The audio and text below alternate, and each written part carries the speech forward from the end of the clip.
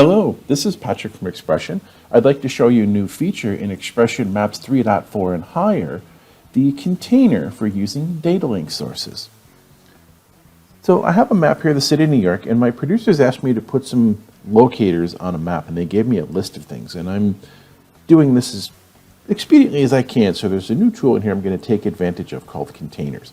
And the way this works, the list that they gave me is an Excel spreadsheet. And you can see that they were generous. They gave me longitudinal information. They gave me latitude information.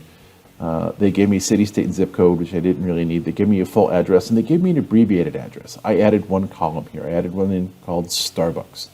And again, I'm using the XPression Maps data option here, which lets me use DataLinq as one of my sources. And I have here the DataLinq tool. If I go look at this quickly, if I look at the configuration, this is an Excel spreadsheet that I'm using here, and it's got some decent information. So that's what's happening on the external side of this.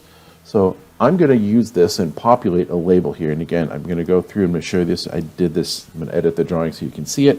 I basically took the Starbucks logo and I put that in as a marker. And then I have a text label that I'm putting next to it. And again, my text label is designed as a left alignment so that it will work. And again, that marker is the Starbucks logo. So I'm going to put all this together. First thing I'm going to do is I need to do a new container object. So I'm going to go to my drawing toolbox. I'm going to click on new. And when the dialog comes up, the select drawing type I'm going to choose is now down at the bottom of the list. It's called container. When I see this, I'm going to call this Starbucks. I'm going to click done. Now, I'm going to put this on my map, and what you're going to see, I'm just going to drop it anywhere. It doesn't really matter. It has some minimal properties. It has the ability to let me put longitudinal and latitudinal information. Doesn't really matter. It has some size. It has opacity. It's visible and not visible. Doesn't really matter because it doesn't show up in a final render. It's just a data container. So I'm going to ignore that, put that there. But what I am going to do is I'm now going up to Edit, External Data. And I'm going to add a new data source. And I'm going to call that source Starbucks in NYC. And I'm going to change the type to DataLinq Container Drawing. I'm going to click Add New. Now when I do that, I'm going to go and make sure that my DataLinq system is connected, which it is. And I'm going to see here, and that one source I have is my Starbucks example. And I've got some data information here, and I've got some drawing creation requirements. I'm going to go to the first column, which is longitudinal, and I'm going to right-click, and I'm going to choose Use Column as Longitude Parameter. I'm going to go to the next column and do basically the same thing. We're going to right-click and use that as Latitude. I'm going to do the next column here. I'm going to right-click. I'm going to choose Use as Column as Drawing Name Parameter. And I'm going to slide on down here a little bit, and I'm going to use the address as my text parameter.